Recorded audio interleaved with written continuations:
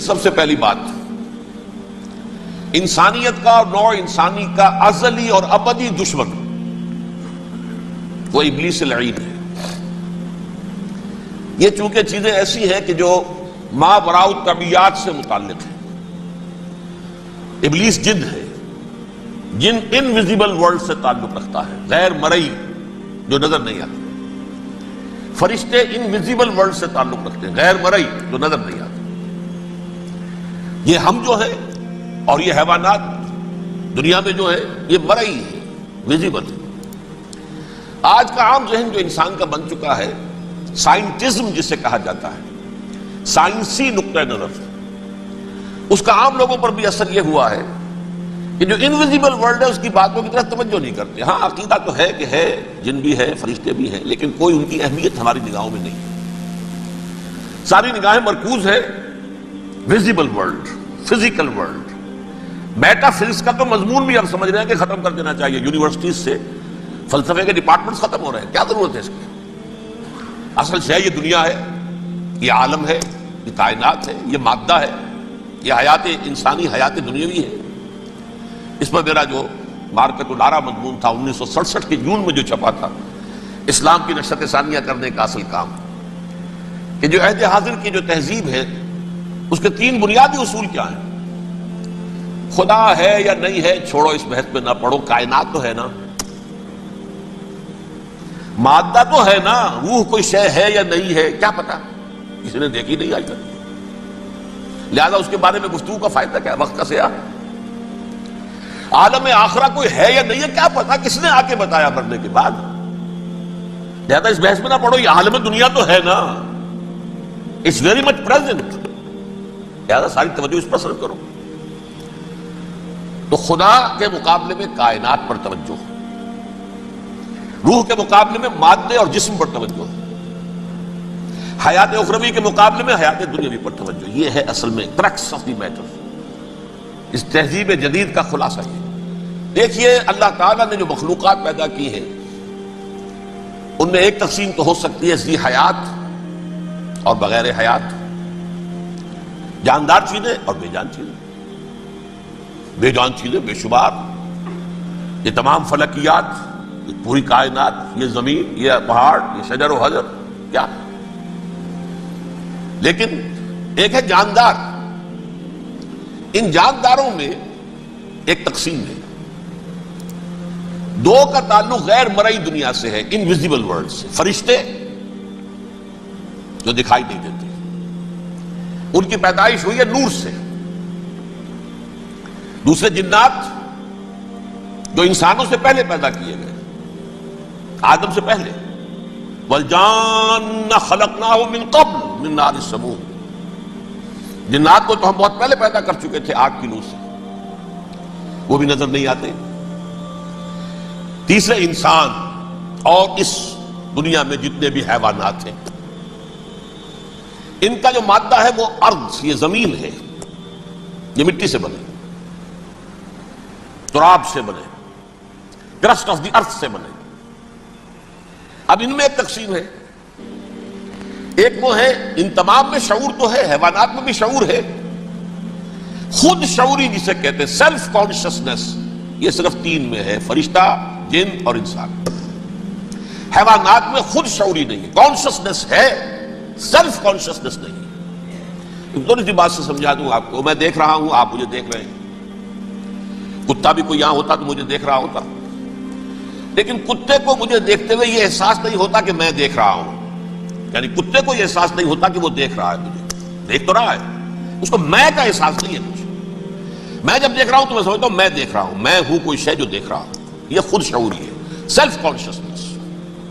کسی بھی کام کو کرتے ہوئے اپنے وجود کا احساس، میرا فیصلہ ہے، میری رائے ہے، یہ ہے در حقیقت سیلف کانشسنس، انا، سیلف، خودی۔ یہ حیوانات میں نہیں ہے، یہ ہے صرف ملائکہ، جنات اور انسان۔ اب یہاں مسئلہ پڑ گیا، بڑا پرپیچ مسئلہ۔ اللہ تعالیٰ نے پہلے ثانی ارواح کو پیدا کیا نور سے، پھر ناک سے پیدا کیا، نار سے، آگ سے جنات کو، پھر مٹی سے بنایا، آدم کا حی اللہ، اس میں روح پھونک دی، اب آدم بن گئے۔ اعلان یہ کر دیا کہ خلافت عرضی جو ہے وہ آدم کو عطا کی جا رہی ہے. یہ پیش پڑ گیا. اس پر تھوڑا سا اشکال تو فرشتوں کو بھی ہوا.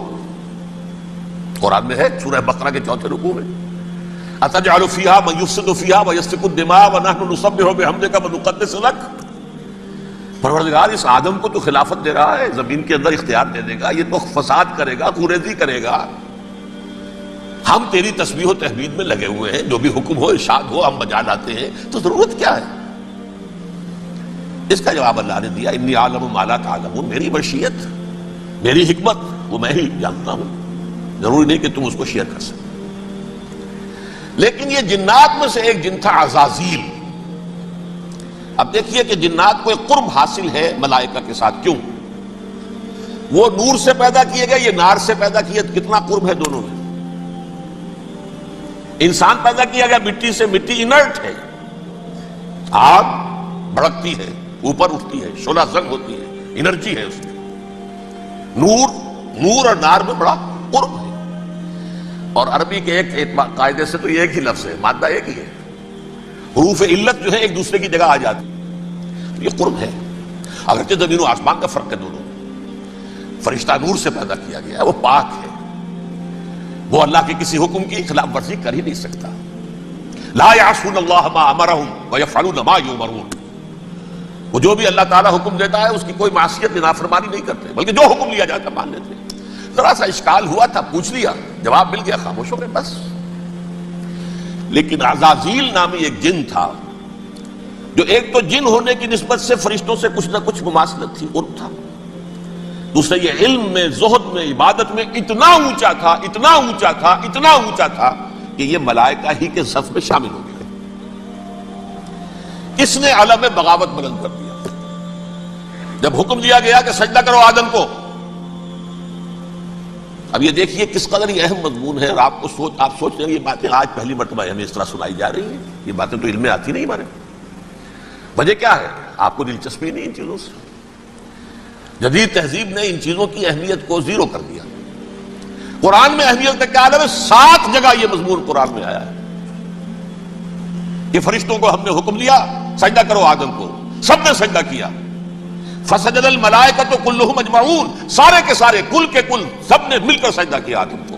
اللہ کے حکم سے فوراً تعمیل کر دی. الا ابلیس ابا واستکبر وکان من الکافرین. ابلیس نے نہیں کیا، انکار کیا، استکبار کیا، گھمنڈ کیا. اور اس کو سورہ کہف میں بیان کر دیا گیا. یہ اس لیے کہ وہ اصل میں جنات میں سے تھا، اگرچہ شامل تو تھا فرشتوں میں اس وقت. کان من الجن ففسق عن امر ربہ، وہ اصل میں جنات میں سے تھا، اس وجہ سے وہ اپنے رب کے اس فیصلے کے خلاف کھڑا ہو گیا. سرکشی تھی اس میں. یہ معاملہ اتنا اہم ہے. اب آپ سمجھیے کہ 7 مرتبہ سورہ بقرہ، سورہ اعراف، سورہ حجر، سورہ بنی اسرائیل، سورہ کہف، سورہ طٰہٰ، سورہ صاد، 6 مکی صورتوں میں ذکر ہے یہ، اور ایک مدنی صورت سورہ بقرہ. ان میں سے اکثر مقامات پر پھر جب اللہ نے کہا کہ اچھا تم نے یہ سرکشی کی ہے اور ہمارے حکم کی خلاف ورزی کی ہے تو یہاں سے نکل جاؤ، دفع ہو جاؤ، تم مردود ہو، مردود، ملعون. ان علیک لعنتی الی یوم الدین، اب تجھ پر لعنت رہے گی میری قیامت کے دن تک. اس نے کہا اچھا پروردگار پھر مجھے ذرا مہلت دے دے. رب فانظرنی الی یوم یبعثون، قیامت تک میری زندگی طویل کر دے. فذهب فإنك من المنظرین، کہہ دیا اچھا جاؤ، تمہاری یہ درخواست بھی ہم نے قبول کی. انہوں نے کہا پروردگار اب میں اس آدم کو بھی گمراہ کر کے چھوڑوں گا اور آدم کی نسل کو تباہ کر کے چھوڑوں گا. انتہائی شدید چیلنج کے انداز میں یہ قرآن مجید میں 4-5 مرتبہ مضمون آیا ہے. میں نے صرف 2 جگہ سے آپ کو اس وقت کوٹ کر کے سنایا تھا. سورہ اعراف میں اللہ تعالیٰ فرماتے ہیں قال، اس پر ابلیس نے کہا فبما اغویتنی، تو اے رب جو تو نے مجھے گمراہ کیا ہے، مجھے ذلیل کر دیا، مجھ پر فوقیت دے دی اس کو. انا خیر منہ، میں اس سے بہتر ہوں. خلقتنی من نار وخلقتہ من طین، بنایا تو نے مجھے آگ سے اور اس کو بنایا مٹی سے. پھر مجھ سے مطالبہ کہ میں سجدہ کروں، اور میں نے سجدہ نہیں کیا تو اب تو نے مجھے ملعون قرار دے دیا. قال فبما اغویتنی لأقعدن لهم صراطک المستقیم، اب میں یہ نسل آدم کے لیے اس کو برباد کرنے کے لیے تیرے سیدھی راہ کے اوپر گھاٹ میں بیٹھوں گا، سیدھے راستے پر چلنے نہیں دوں گا۔ ثم لآتینہم من بین ایدیہم، پھر میں ان پر حملہ آور ہوں گا ان کے سامنے سے بھی، ومن خلفہم ان کے پیچھے سے بھی، وعن ایمانہم ان کے داہنی جانب سے بھی، وعن شمائلہم ان کے بائیں جانب سے بھی، ولا تجد اکثرہم شاکرین، اور تو دیکھے گا کہ ان کی اکثریت تیری شکر گزار بندوں پر مشتمل نہیں ہوگی۔ یہ چیلنج تھا، اور ایک چھوٹا سا چیلنج جو سورہ صاد میں آیا ہے، اور یہاں تو اس نے اللہ کے جلال کی قسم کھا کر کہا، قال فبعزتک لأغوینہم اجمعین، اے رب تیری عزت تیرے جلال کی قسم ہے میں ان سب کو گمراہ کر کے چھوڑوں گا، الا عبادک منہم المخلصین، سوائے ان میں سے وہ کچھ لوگ جنہیں تو خالص اپنا بندہ بنا لے، جنہیں تو اپنا بندہ بنا لے۔ مخلص، مخلص نہیں، مخلص یہ مفعول ہے، فاعل نہیں ہے، جسے تو بنا لے۔ بعض لوگوں کو اللہ چن لیتا ہے، ہو اجتباکم، تمہیں چن لیا ہے، استفاء اجتباء، وہ بچیں گے جن کو تو اپنی خاص امان میں لے لے گا، باقی میں سب کو گمراہ کر کے چھوڑوں۔ یہ ہے اصل دنیا میں نوع انسانی کا ابدی دشمن، ازلی سے ابدی تک۔ اور اس میں نوٹ کیجئے کہ اس کی اصل بنیاد کیا ہوئی؟ دو لفظ، تکبر اور حسد۔ استکبرا، تکبر کیا، انا خیر منہ، میں اس سے بہتر ہوں۔ یہ ساری بس کی گانٹھ یہی ہے، سب سے بڑی گمراہی کی وجہ یہی ہے۔ اسی لیے کہا ہے حدیث میں، لن يدخل الجنہ من کان فی قلبہ مثقال حبۃ من کبر، جنت میں ہرگز وہ شخص کبھی بھی داخل نہیں ہو سکے گا جس کے دل میں رائے کے دانے کے برابر بھی کبر ہے۔ تکبر سب سے بڑا جرم ہے۔ الکبر ردائی، اللہ فرماتا ہے یہ تکبر، یہ تو میری چادر ہے۔ کوئی شخص تکبر کرتا ہے تو گویا میری چادر گھسیٹ رہا ہے میرے کندھے سے۔ عرب میں کسی شخص کی توہین کرنی ہوتی تھی تو اس کی چادر گھسیٹتے تھے، ننگا کر دیا گویا کہ یہ میری ردائی ہے، الکبر ردائی، یہ میری چادر ہے، یہ جامہ مجھے زیب دیتا ہے، مجھ پر راستہ تھا۔ اور حسد، آدم کو جو برتری عطا ہو گئی اس حسد کی آگ میں وہ جل رہا ہے اور اس کا انتقام لینا چاہتا ہے۔ آدم سے بھی، آدم کو بھی گمراہ کیا، جنت سے نکلوایا، ویسے نکلنا تو انہیں تھا ہی مشیت اذنی میں، لیکن فوری طور پر اللہ کے حکم کی خلاف ورزی تو کروائی نا۔ فعصى آدم ربہ فغوى، آدم نے اپنے رب کے حکم کی نافرمانی کی اور گمراہ ہوا عارضی طور پر۔ یہ دوسری بات ہے، توبہ کر لی، اللہ نے توبہ قبول فرما لی، معاف کر دیا۔ وہ مستقل جو ہے وہ نسل انسانی پر اس گناہ کا اثر متوارث طور پر نہیں آ رہا ہے، ختم ہو چکا معاملہ، ہوا تھا ہو گیا۔ فتلقى آدم من ربہ کلمات فتاب علیہ انہ هو التواب الرحیم۔ اور توبہ کی شان یہ ہے جب وہ قبول ہو جائے اللہ کی جناب میں، کہ التائب من الذنب کمن لا ذنب له، گناہ سے توبہ کرنے والا ایسے ہوتا ہے جیسے اس نے کبھی گناہ کیا ہی نہیں تھا۔ لیکن بارہ کو گمراہ کرنے میں کامیاب ہو گیا، حضرت آدم اور حوا کو بھی، اور نوع انسانی کی عظیم اکثریت، عظیم اکثریت، عظیم اکثریت اس کے داؤ میں آئی ہوئی ہے نہیں۔ کتنے ہیں وہ عباد اللہ المخلصین، الا عبادک منہم المخلصین، کتنے ہیں جو واقعتاً خالصتاً اللہ کے بندے بن گئے، جنہیں اللہ نے اپنا بنا لیا، اپنا قرار دے دیا۔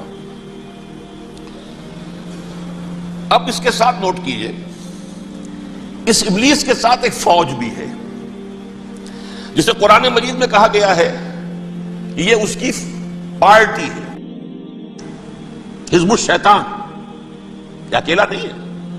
ایک تو وہ عزازیل ہے، اس کی طویل ترین عمر اللہ نے دے دی، وہ تو قیامت تک رہے گا۔ باقی بھی جنات جو ہیں ان کی نسل میں سے، یا اس کی نوع میں سے، اس کی نسل میں سے، جنات کی عمریں انسانوں کی عمروں سے زیادہ ہیں، بہت زیادہ ہیں، لیکن پھر بھی اتنی نہیں ہے۔ یہ خاص ہے اس کا معاملہ کہ اس نے کہا تھا رب انظرنی الی یوم یبعثون، مجھے دے دے مہلت اس وقت تک تاکہ میں ثابت کر کے دکھا دوں کہ جسے تو نے یہ خلافت دیا یہ اس کا اہل نہیں ہے۔ Let me prove this point ولا تجد اکثرہم شاکرین، تو ان کی اکثریت کو شکر گزار نہیں پائے گا۔ وہ ابلیس جو ہے وہ ریکروٹ کرتا ہے اپنے فوجی، اول تو خود جنات میں سے جو اس کے نمبر 1 لشکری ہے۔ قرآن مجید میں اس کا اشارہ دیا گیا ہے، انہو یراکم ہوا وقبیلہ من حیث لا ترونہم۔ دیکھو لوگو، اے انسانوں، وہ ابلیس لعین عزازیل اور جو اس کے قبیلے کے لوگ ہیں، جنات ہیں، وہ تمہیں وہاں سے دیکھتے ہیں اور تاکتے ہیں اور حملہ کرتے ہیں جہاں سے تم انہیں نہیں دیکھتے. وہ غیر مرئی ہیں، انویزیبل ہے، تمہیں نظر نہیں آتے. ویزیبل دشمن کا وار تو روک لو گے، انویزیبل کا کیسے روکو گے؟ انہو یراکم ہوا وقبیلہ، اکیلا ہی نہیں ہے وہ تو تمہیں تاکتا ہے، تم پر حملہ کرتا ہے، گھات میں لگ کر جو ہے تمہارے اوپر حملہ کرتا ہے، وہ بھی اور اس کے ساتھ اس کے قبیلے کے لوگ جنات بھی، من حیث لا ترونہم، جہاں سے کہ تم انہیں نہیں دیکھتے. لیکن اس کے علاوہ وہ انسانوں میں سے بھی ریکریوٹ، رنگ روٹ، وہ بٹپٹ، وہ جو ہے ان کو اپنے پاس رکھتا ہے فوج کے اندر. جس کی سب سے بڑی مثال کیا ہے؟ سورہ مجادلہ میں اللہ تعالیٰ نے منافق، حالانکہ وہ کون تھے؟ بظاہر حضور کا کلمہ پڑھنے والے، حضور کے پیچھے نماز پڑھنے والے، اسلام کا دعویٰ کرنے والے، ان کو اللہ فرماتا ہے اولئک حزب الشیطان الا ان حزب الشیطان هم الخاسرون، یہ شیطان کی پارٹی کے لوگ ہیں. وہاں مقابلے میں آیا ہے اولئک حزب اللہ الا ان حزب اللہ هم المفلحون. یہ دو پارٹیاں ہیں، حزب اللہ اللہ کی پارٹی جو اس کے مخلص بندے ہیں وہ اللہ کی پارٹی ہے، اور جو شیطان کے مرید بن گئے اس کے ہاتھ پر بیعت کر لی، لہذا وہ اس شیطان کی پارٹی کے لوگ ہیں، چاہے وہ انسان ہو چاہے جن ہو. تو انسانوں میں سے بھی اس کے حزب میں، اس کی پارٹی میں اس کے ایجنٹ ہیں اور بہت ہیں، بلکہ بہت سے تو ایسے ہیں کہ جو جنات کے بھی کان کتر دیں، ان کو بھی شیطنت سکھا دیں، پڑھا دیں.